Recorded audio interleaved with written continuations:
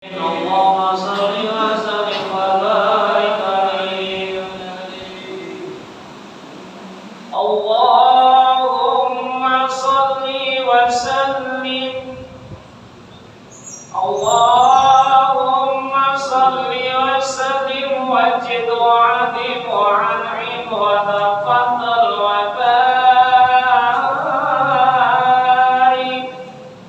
بجلالك وكمالك على سيد عبادك وأشرف عبادك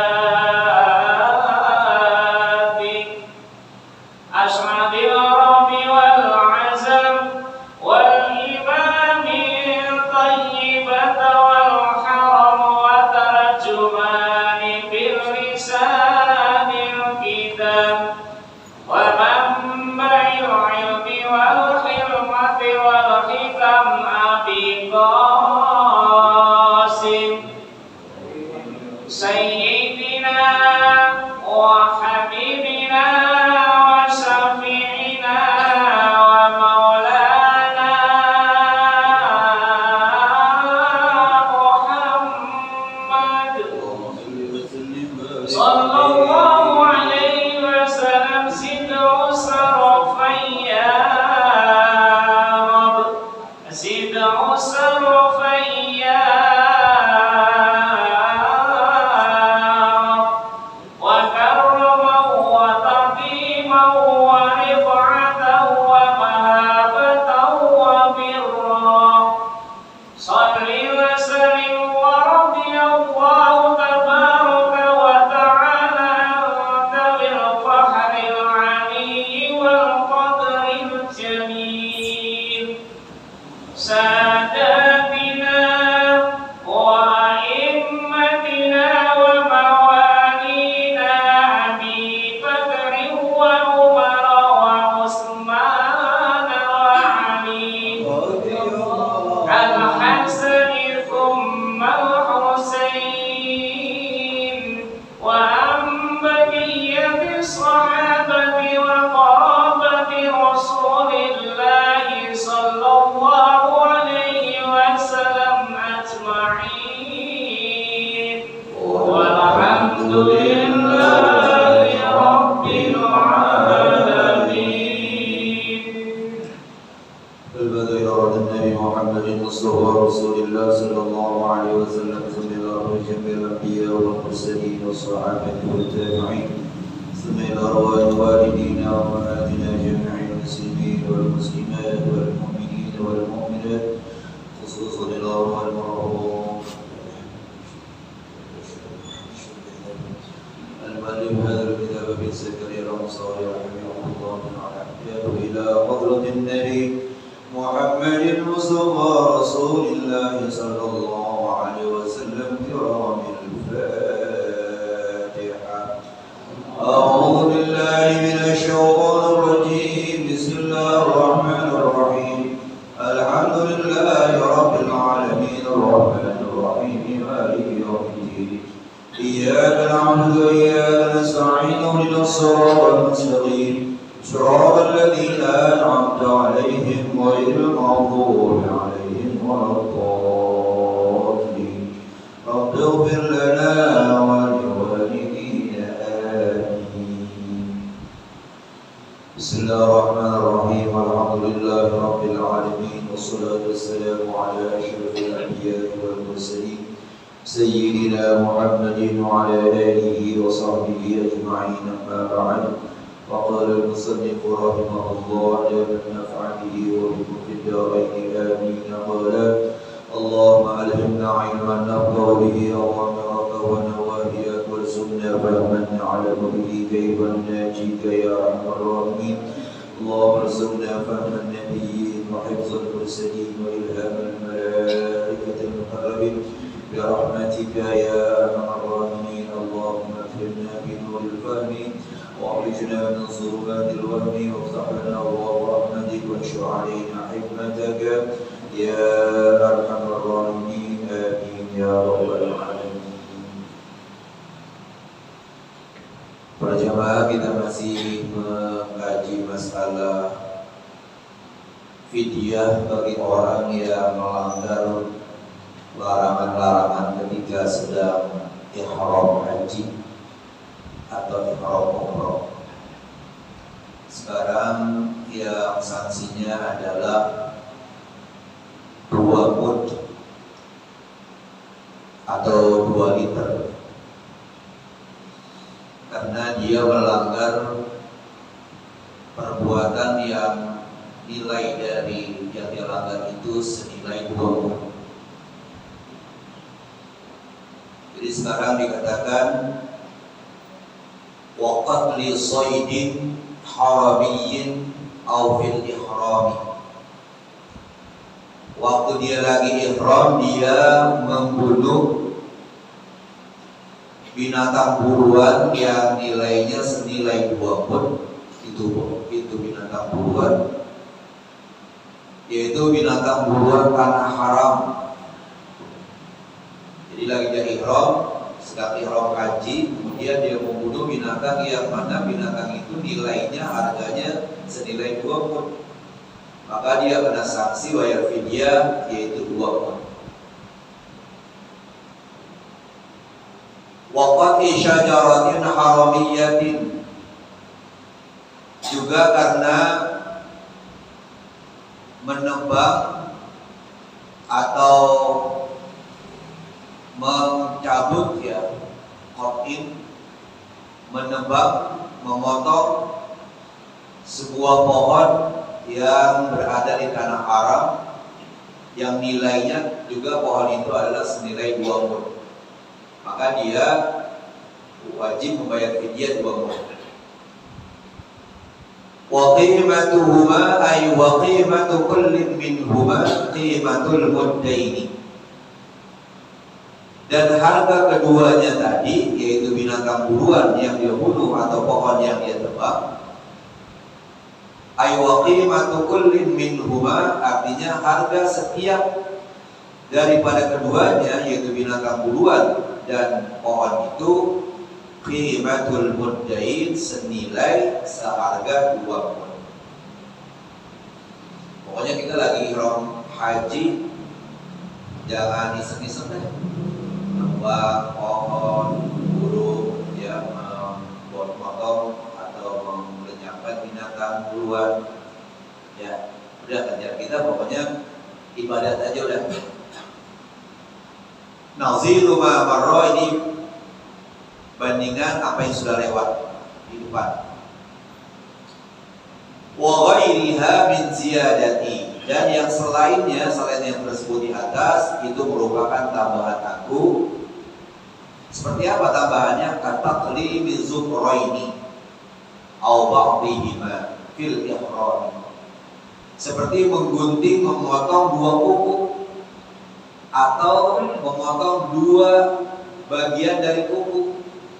Jadi 2 kuku dipotong ya sampai tuntas gitu, atau kukunya panjang separuh-separuh, yang satu separuh, itu dua kuku. Maka nanti bayar fidyahnya, bayar dendanya adalah 2 mud 2 liter. Ini ingat fil ihram, waktu lagi ihram. Kalau kayak Wanto sekarang belum ihram ini kan, karena ihram nanti mulai tanggal 9 bulan haji, sekarang baru masuk bulan Zulqa'dah dia kan. Jadi kalau dia tebang pohon sekarang ini, ya dia membunuh binatang buruan, itu gak ada sanksi. Karena kalau dari mulai dia datang udah dilarang, berat banget itu.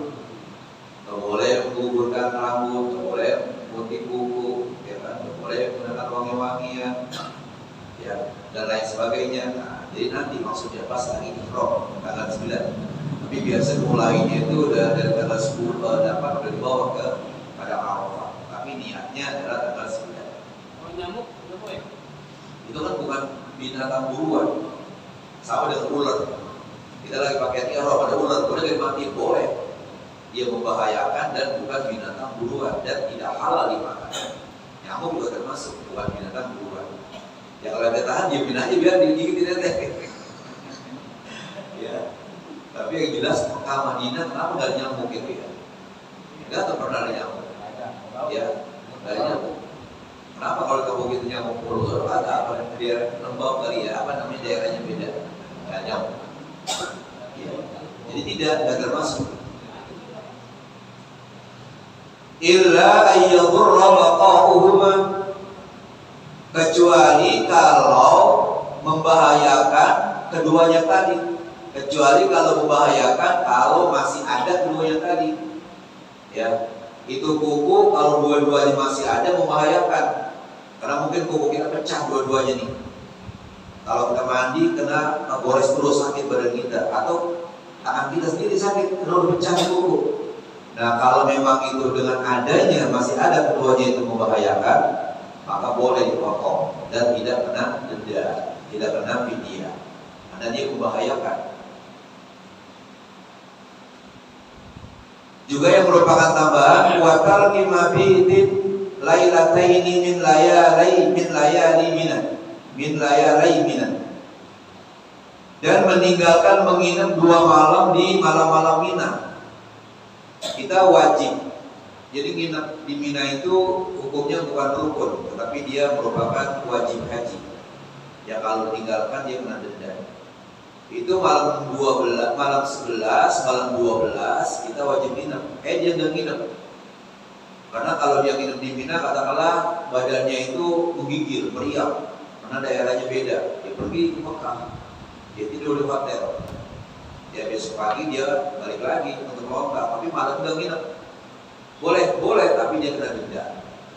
Karena 2 malam, maka dia bayar denda. Ya.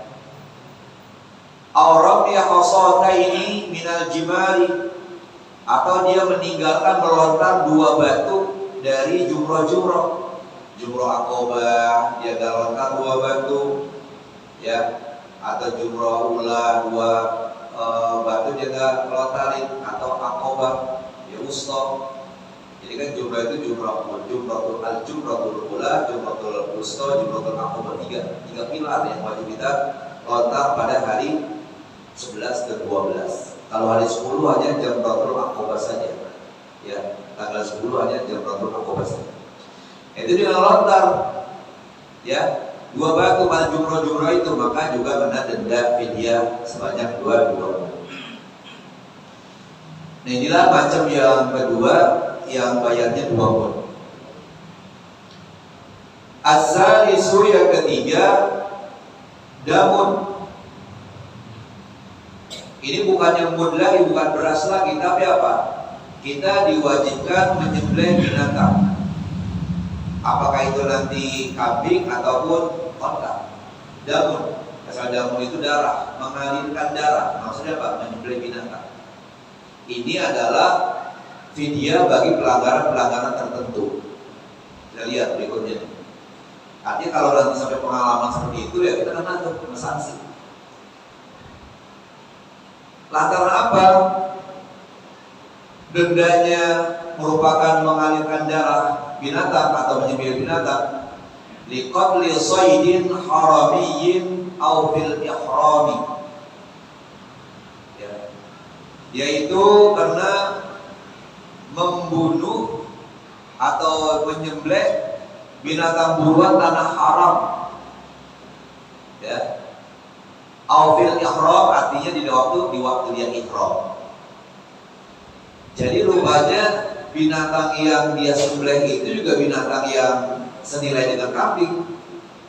Ada kambing dia lagi ihram, ini dia sembelih, maka dia wajib membayar ya fidyah yang berupa menyembelih binatang kambing.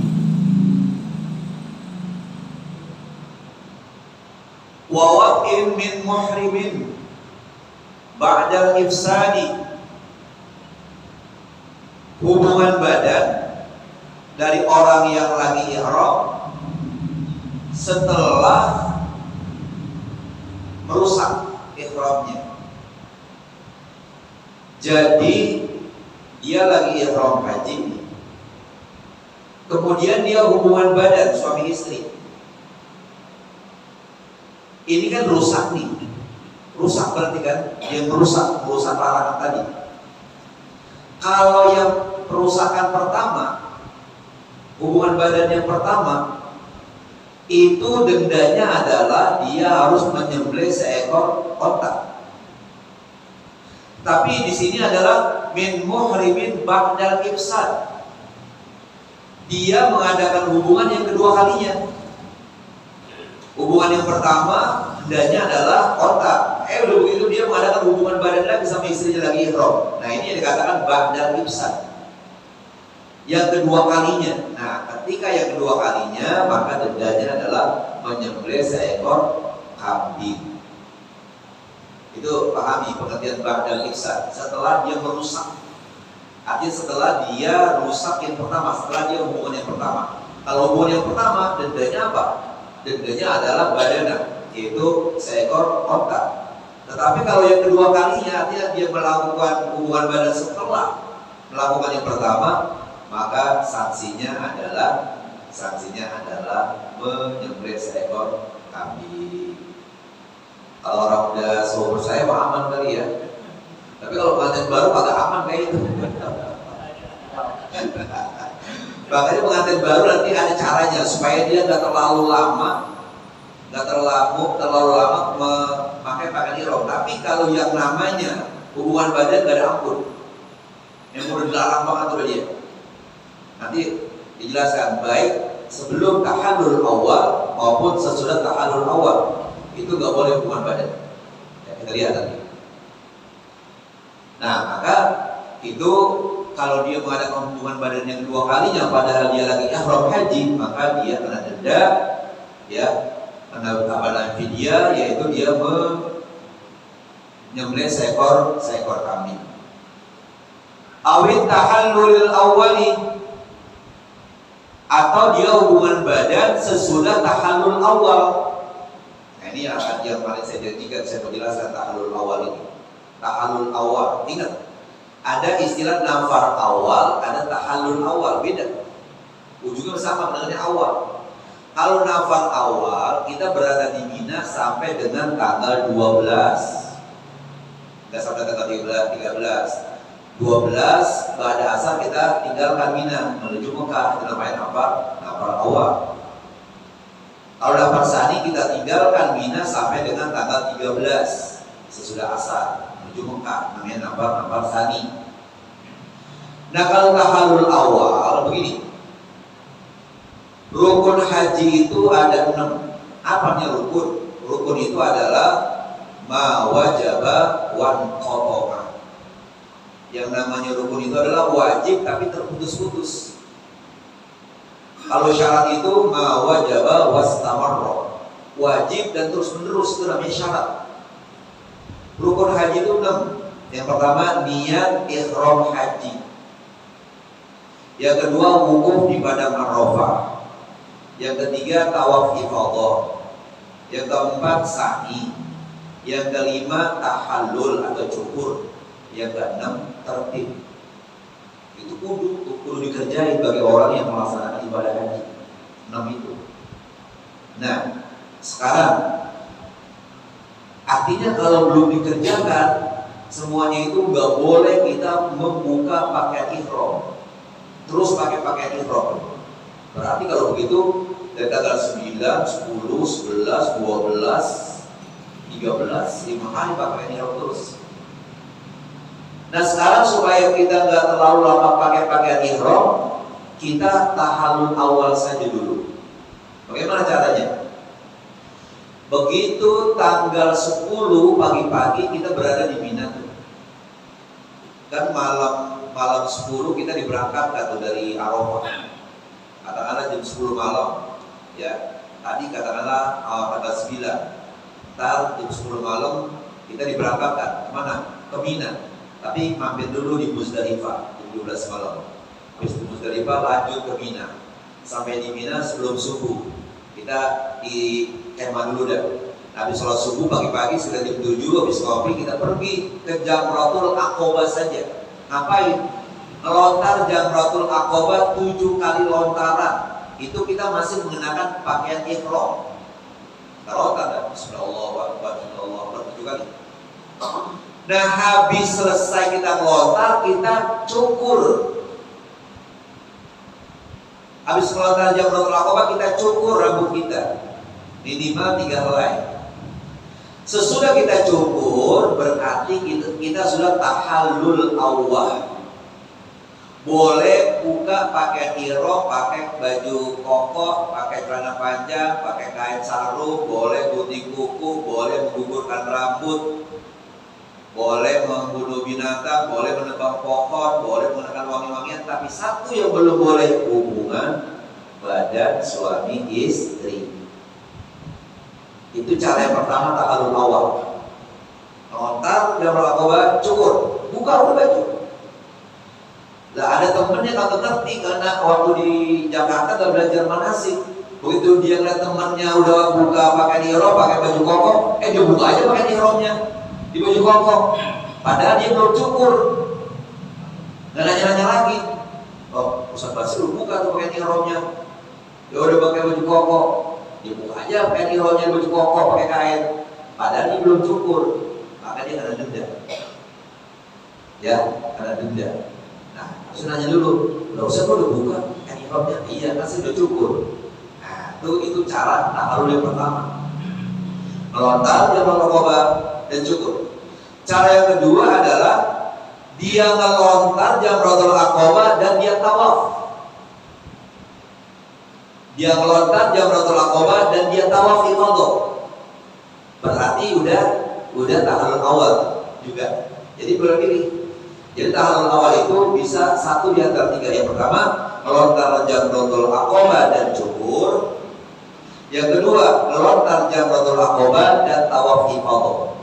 Habis itu tawaf ifadah udah boleh buka pakai ihram. Kemudian dia balik lagi ke mana? Ke Mina. Kenapa? Karena dia kan wajib Mina, wajib melontar. Atau yang ketiga, dia tawaf ifadah dan sa'i.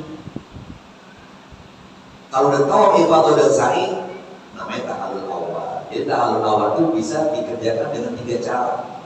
Supaya kita jangan terlalu lama ngapain pakai ihram. Kan gak enak. Yang mana saya bilang ular galer. Iya. Makanya kemarin sengaja tuh si Wanto cara mengenakan atau pakai ihram supaya jangan ngablak dulu. Ya supaya lama gitu caranya. Karena kan kalau begitu tentu kita lagi hidup di kemah, ya kan? Gak tahu zaman sekarang di kemah di Arafah itu bisa nggak antara laki-laki dan perempuan? Kalau zaman saya enggak. Pokoknya satu kemah itu ada berapa orang? 10 orang, suami istri bersih. Jadi saling jaga dah. Kalau suaminya tidur, istrinya yang ronda. Kalau istrinya tidur, suaminya. Kalau perempuan dia udah begitu apa? Begitu selepak kita, merapat dia. Dia bukan laki-laki. Mau pakai ihram doang.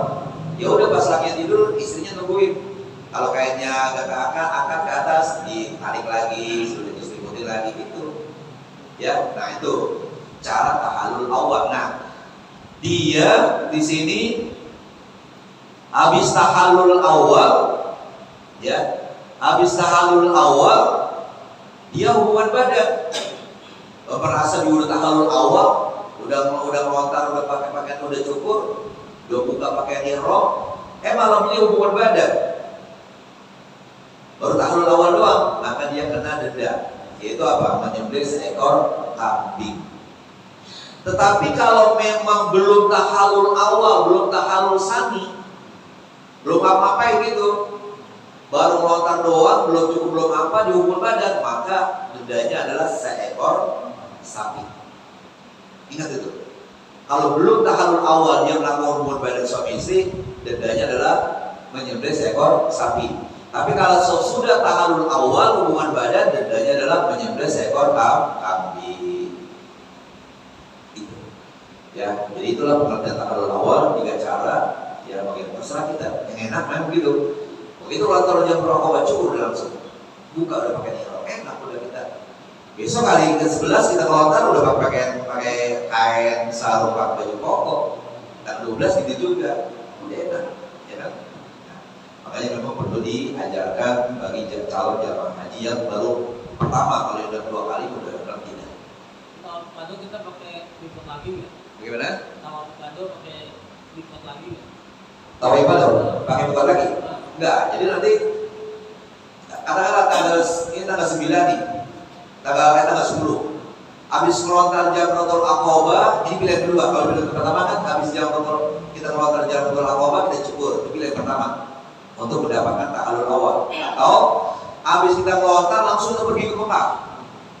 Ya, kita ngapain? Kita tawaf ifadah, jadi nggak pakai mikot lagi. Nah, langsung kita tawaf ifadah, berarti sudah tahallul awal. Atau dia tawaf ifadah dan sa'i. Tiga cara ya, tiga cara. Nah itu mudah-mudahan jangan sampai, karena mahal harga kotak ya. Kambing aja 350 riyal. Tapi anehnya dari tahun 84 yang saya pergi haji pertama sampai gini hari itu kambing harga sama terus. Lah sudah jepit dari dulu sampai gini hari 5 riyal juga. Udah jepit, nggak ada rombongan harga. Itu yang namanya Arab. Karena duitnya banyak kali ya, jadi harganya berubah-ubah. Dan dulu begini hari segitu-gitu juga. Makanya living cost itu uang kita dikasih uang untuk di sana ya dari dulu sekarang sama segitu. Berapa ya? 1.750 riyal kalau salah seorang. Apa? 7.000? 1.500. Dan dulu begini hari segitu-gitu juga ya, karena mahal di sana nggak berubah. Dari sekarang udah enak lah, makan dijamin ke Madinah dapat 2 kali. Kalau dulu kita masak sendiri, makanya pada bawa beras dari sini ya, karena udah enak di zaman sekarang. Dan saya lihat kayaknya di Mekah di hotelnya ya belum tuh, karena di ada hotelnya. Dan kabarnya juga di Arafah juga pakai AC. Udah jamaah sekarang mau ya kan udah enak banget, nggak kayak zaman dulu ya, udah enak.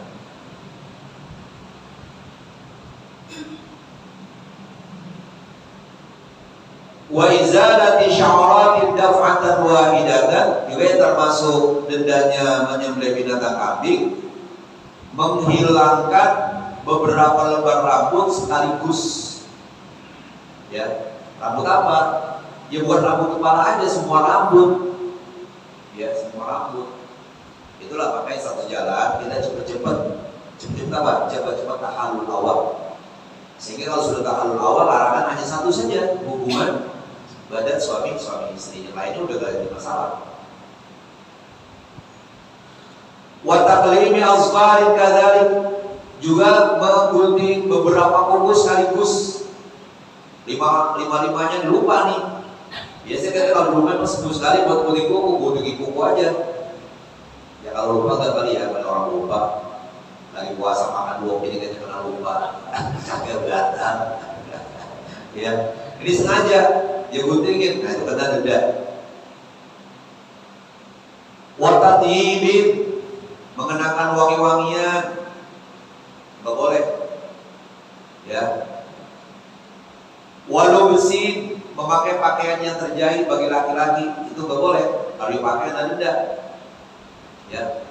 Watarki ihramin minal miqati, ya, dan meninggalkan ihram dari tempat untuk memulai ihram. Nanti di depan saya jelaskan.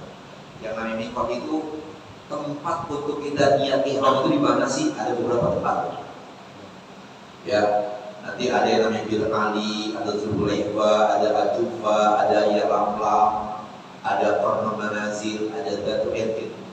Saya bersyukur waktu umroh kemarin diajak ke mana yang banyak perkebunan. Mana? Mana? Bukan. Di yang banyak orang itu di mana? Hah? Bukan. Di kota. Yang Surabaya Pohon-Pohon, kalau bukan gak ada pohonan. Diajak ke sana, kemudian pulangnya itu mampir di tempat mikotnya orang-orang sana, yaitu yang nama tempatnya itu adalah Qarnul Manazil. Ya Allah, tempatnya itu. Jadi kalau orang-orang tertentu itu, ya, dia sebuah bukit di sebelah timur 95 km dari Mekah. Dan Taif, diajak ke Taif Maji Otif. Itu sebenarnya kalau ketahuan, kalau ada polis, kalau ada tentara, kita dikenakan sanksi, bro. Kita nggak boleh ke sana. Ya itu tetap kita main bawa apa? Bawa apa sih? Kalau kita pergi itu paspor gitu. Wah, siap-siap aja kalau ditanyain ada paspor ya. Tapi alhamdulillah sekarang ada. Wah itu dinginnya masya Allah. Mekah kan panas. Tapi namanya tauhid perjalanan kayak di puncak, lebih dingin lagi, menggigil.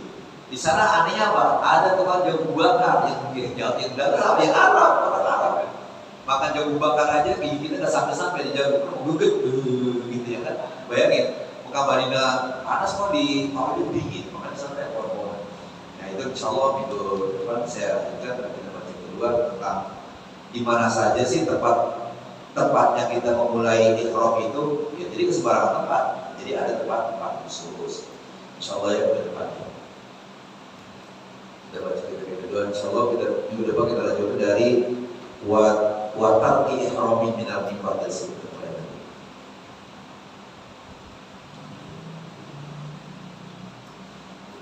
Baik para jemaah, kita lanjutkan, masih ada 15 menit.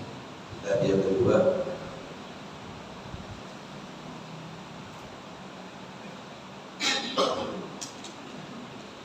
Kemarin bacaan kita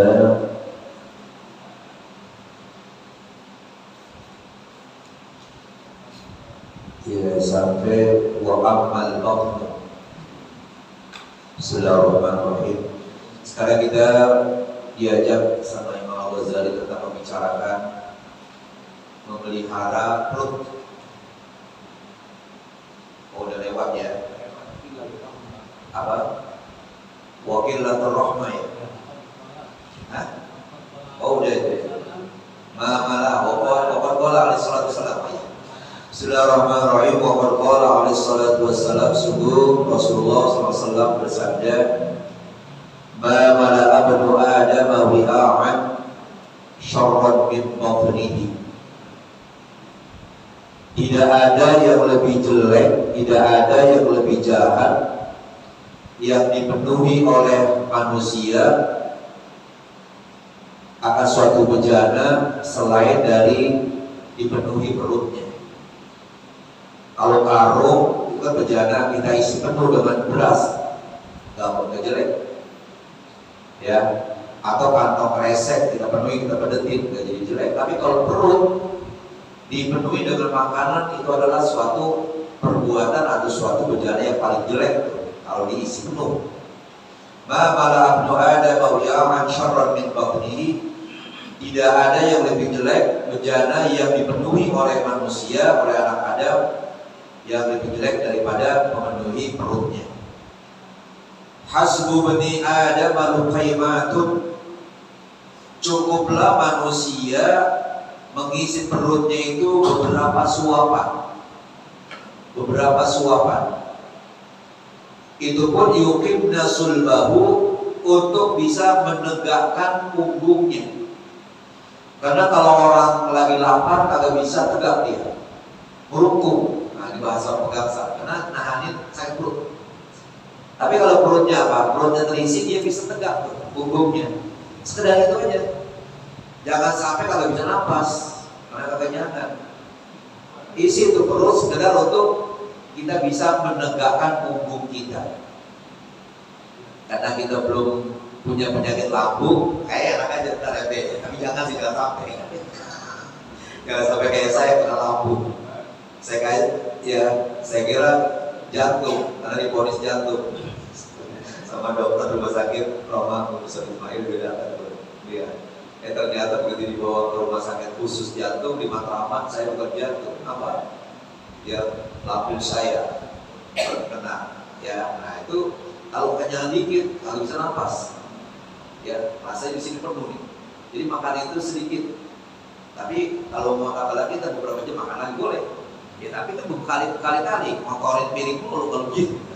Boleh gitu kan sekaligus makan kenyang. Nah, itu bisa. Harus dikit-dikit. Kalau kenyang, nafas pakai nggak enak di sini di dada.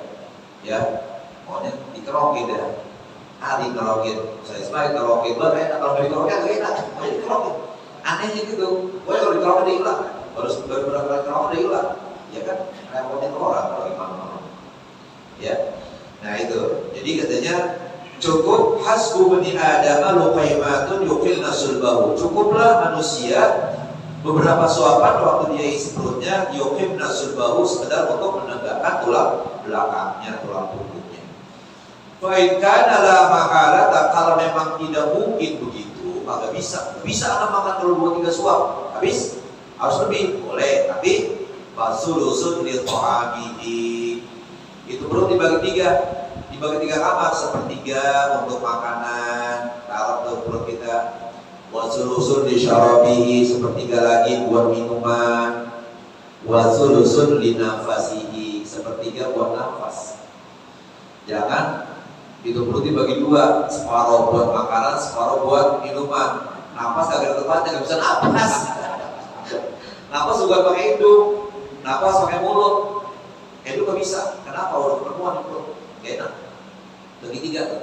Sepertiga buat makanan, sepertiga buat minuman, sepertiga buat nafas. Itu kalau memang kata mungkin hanya beberapa suap. Ini ajaran Rasulullah SAW. Makanya Rasulullah hidupnya sehat karena cara makannya.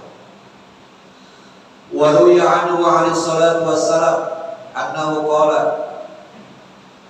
dan juga diriwayatkan ya daripadanya oleh Nabi Nabi Muhammad SAW bersabda, syiraru ummati alladziina ghudu bin na'imi wa nabatat alaihi ajsamuhum. Sejelek-jelek umatku adalah mereka yang menjejali perutnya dengan berbagai macam makanan yang nikmat-nikmat, berbagai makanan yang lezat-lezat. Ya, emang kita banyak begitu kan ya? Makan nasi kebuli, nasi buliani apa namanya itu yang nasi panjang-panjang. Habis itu makan apa? Makan itu apa namanya durian juga durian apa tuh yang mahal. Oh enak banget emang itu. Enak banget ya. Nah itu katanya syiraru ummati alladzina ghudu bin na'im. Sejelek-jelek umatku adalah mereka yang menjejali perutnya dengan berbagai makanan yang lezat-lezat. Wa nabatat alaihi ajsamuhum. Akhirnya apa? Badan mereka itu menjadi apa? Menjadi semakin bertambah, semakin tumbuh, semakin sehat memang. Ya, gede badannya, sebel pada makannya nikmat-nikmat. Wa innama himmatu ahadihim alwanu ta'ami. Sesungguhnya keinginan salah seorang di antara mereka adalah hanya makanan yang beraneka macam, ini itu segala macam, ya. Dan cukup dia kalau satu macam makanan harus beraneka macam makanan.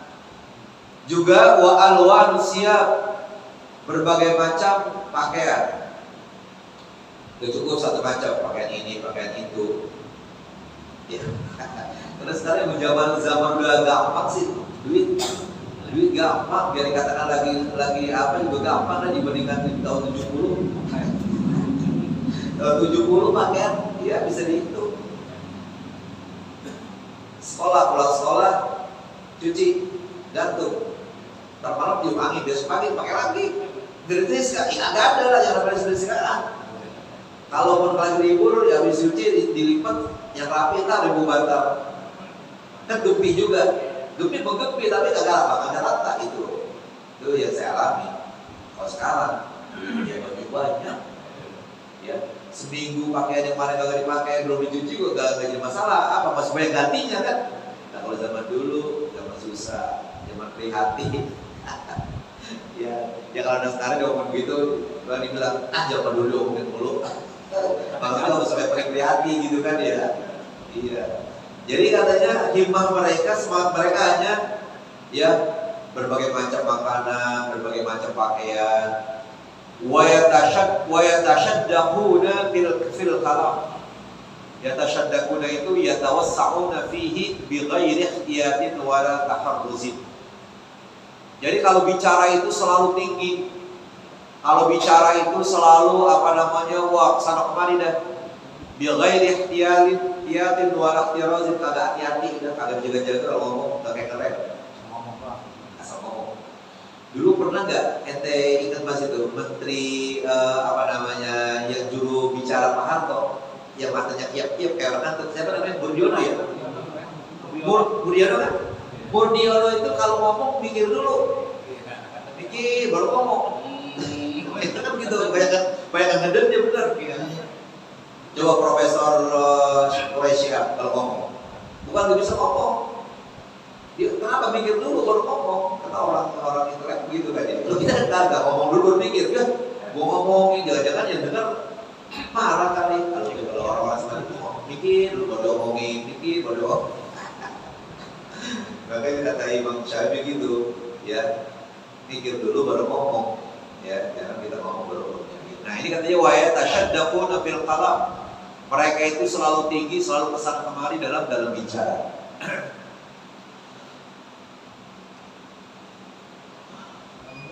Oh ya, semangat. Waqala alaihi salatu wassalam. Insyaallah kita lanjutnya. Baik para jamaah, mari kita tutup pengajian kita dengan baca Fatihah dan harapan mudah-mudahan Allah Subhanahu wa taala memberikan pahala kepada orang-orang yang bermanfaatnya di musala kita ini. Dan mudah-mudahan orang tua kita, saudara kita, orang-orang yang dicintai sudah meninggal dunia dengan persetujuan Allah. Dan lagi pada saat ini sehat badannya, alhamdulillah nih, kalau suara sudah sehat, Bapak juga tadi sudah bisa sholat asar. Mudah-mudahan terus disehatan badannya, kawan-kawan yang baik. Ala hadiniya al-Fatihah. Alhamdulillah, Bismillahirrahmanirrahim. Bismillahirrahmanirrahim. Alhamdulillahirabbil alamin. Arrahmanirrahim. Maliki yaumiddin. إياك نعبد وإياك نستعين اهدنا الصراط المستقيم صراط الذين أنعمت عليهم غير المغضوب عليهم ولا الضالين رب اغفر لنا ولوالدينا آمين اللهم صل على سيدنا محمد وعلى آل سيدنا محمد اللهم اجعل جمعنا هذا جمعا مرحوما وتفرقنا من بعده تفرقا معصوما ولا تجعل اللهم فينا ولا معنا ولا يتبعنا شهيا ولا مذنونا ولا محروما اللهم إنا سبحانك اللهم تحية فيها سلام وآخر دعواهم أن الحمد لله رب العالمين. تقبل الله. والسلام عليكم ورحمة الله وبركاته.